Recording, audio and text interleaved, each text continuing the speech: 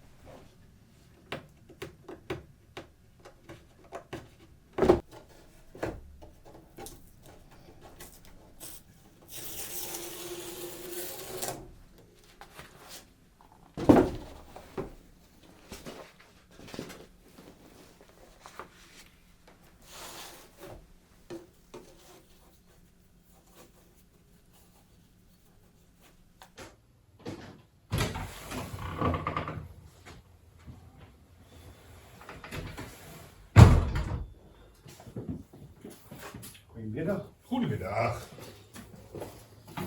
Ik heb een opdracht uit Amsterdam. In standaard formaat.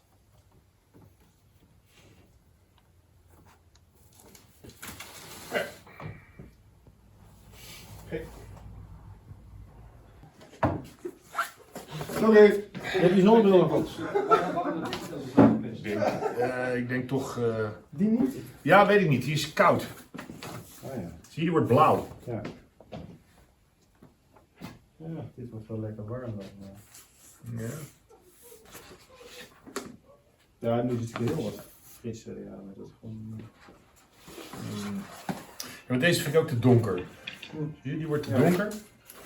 Dan zit hij eigenlijk nog tussen die koele en die linde. Weet je, die linde en...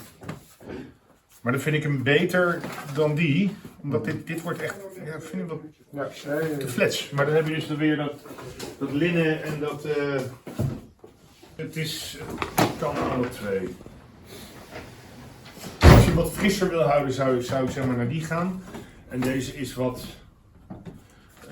die is wat warmer. Maar...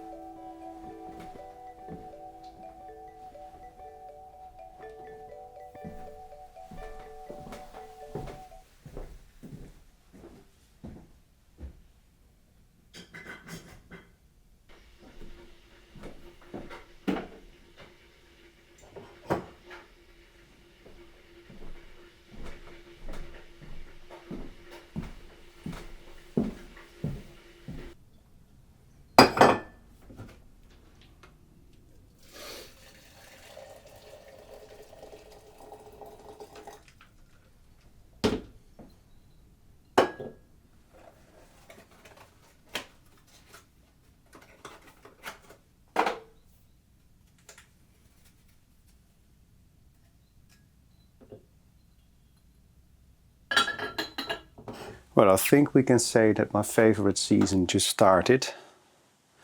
The ride to the station was amazing.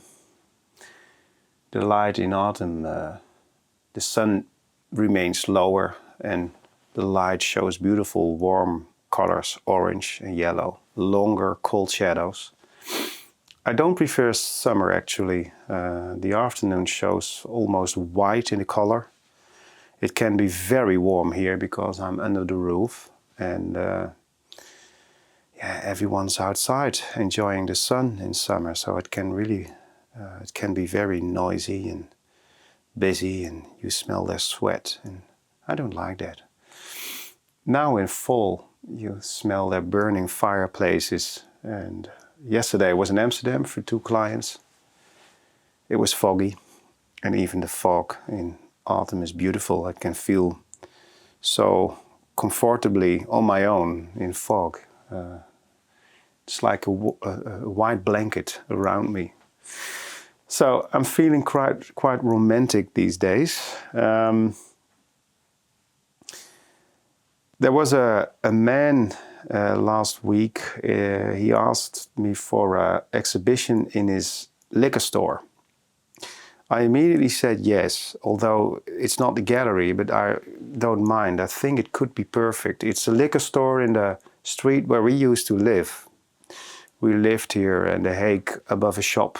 It's a street with nice shops and his store is one of those shops. And it's beautiful. It's a beautiful location. And well, showing some paintings made from this part of town in his store in this part of town could be perfect maybe.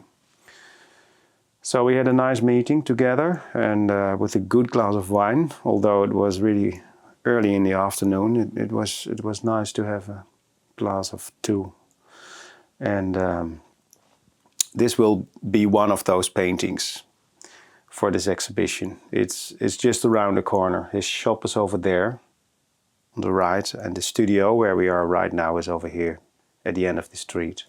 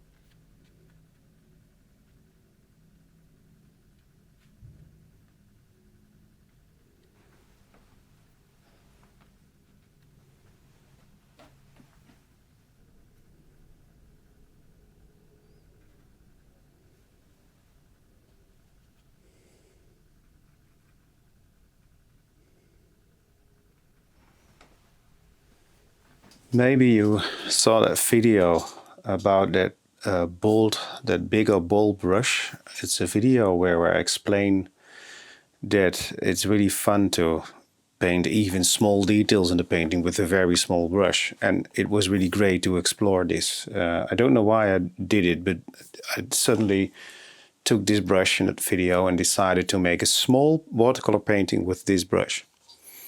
And then I did maybe 15 or 20 paintings with this brush, and then today you saw me working with my favorite, this rigger brush. It's a small brush, and although this is not a very small painting, I decided to use this one in the most parts. And working with a bold brush is not because I think it's the best way to make paintings. The video was not about that, but my decision to use this brush these weeks is because I want to explore another way to make a watercolor painting. I want to get to know myself better, and I want to discover a new way, although it feels more difficult and sometimes impossible. It's nice to continue because you know you will get there. You just take your time and you look very well what's happening on the paper, and then in the end there is a beautiful painting painted in a new way. So the main reason why I first took this one, that ball brush, is because I don't want to stick onto one method. We are all free to do what we want, so we are free to stick onto one method. But for me, it's not the way. I want to explore watercolor painting from above, from downstairs, from left, from the right, from everywhere. This paper is different as well, actually. I went to the store last week and my favorite paper was sold out, and the girl wanted to check the delivery time of my paper, but I said, no, I don't mind. I will take another kind of paper, and this should be more rough, but honestly, I don't notice any difference between this paper and the paper I use normally. Yeah, I hit this part. This is some kind of classic thing here on this square. It's a beautiful. What is it? I don't know what it is. It's some kind of classic sculpture thing, but it was beautiful. But in the painting and the composition, it looks quite bad. It's too close to the frame. It's placed next to the frame, and it's too heavy in this composition. So I tried to paint trees over it, and I tried to put some shadow here over that thing, and actually in my eyes it's much better now already. I like this kind of light in this painting. It starts from above. It's like a stairway reflection, you know? Stairway in the way that this is the higher step. There it starts, and then it becomes darker, and then we see some very careful, brighter reflections on the roof, and then it becomes dark, and then it becomes light. There is a reflection on the trees, a warm reflection. Then it's dark again, and then the next step is light, the lanterns, dark, and then the lowest step is the ground. It's like a stairway. And here on the left side there happens the same, starting from the sky and then the tree and the playing children. There is a new, another member section video for you. It's, maybe a longer video than normally. I tried to talk about composition. And in the introduction I explained that you can find everything about composition you need on the web in books. There are many rules for centuries about the best compositions. But as you know me better, for me it's not the way to explore a good composition using rules. So in this video I really took my time to explain what I mean with my approach, that I notice that I always find the composition really well, because here we get in from the right, and then the bicycles are dark. There are strong reflections, but the real color, the real shapes are the people. And not every composition is the best one. Of course, there were worse compositions in my paintings, but the composition is you know, the subject is leading, and the composition must be a helping hand in showing the subject. Because when we are outside, we can look in every direction. You can look everywhere, and then you are the artist who decides, this is that part that shows everything around me. You must choose your frame.